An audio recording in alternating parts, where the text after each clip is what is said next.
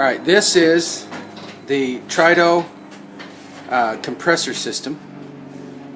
Now how much PSI does that generate? So the Trido solar powered compression system can go up to 150 PSI if you need it to. But the higher you go with the PSI, you trade that off in volume. So if you have, and we very rarely sell it anything higher than the 30 PSI program, because that gives us the best volume recovery. So at 30 PSI, this system will make 550 SCF per day.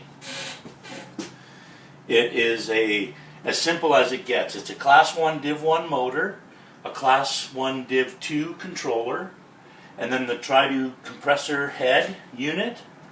And it is basically 2 pistons, 4 bolts on each side with 2 valves and piston O-rings. Its efficiency runs at about 85% efficient.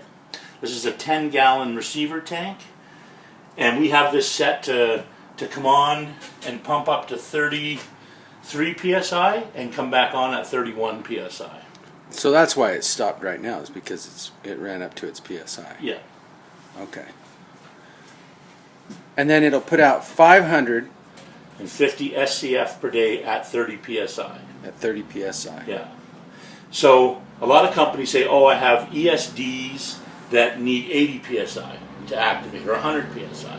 So we'll say, don't use the compressor to do that. That's not a venting item.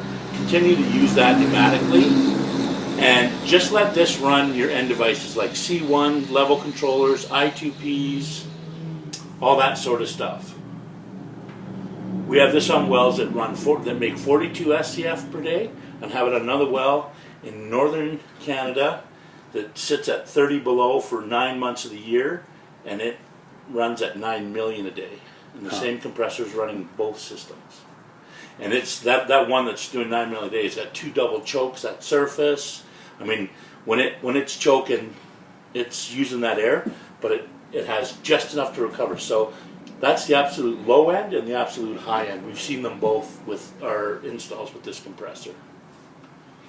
We do an evaluation on your well. You get a data sheet from your distributor. You fill it out. They send it to us. We look at how much gas your end devices require, and then we assess the right configuration for the system for you. It might end up being 2 compressors or 2 tanks, but we'll give you an answer on what you need to run that well site completely emissions free.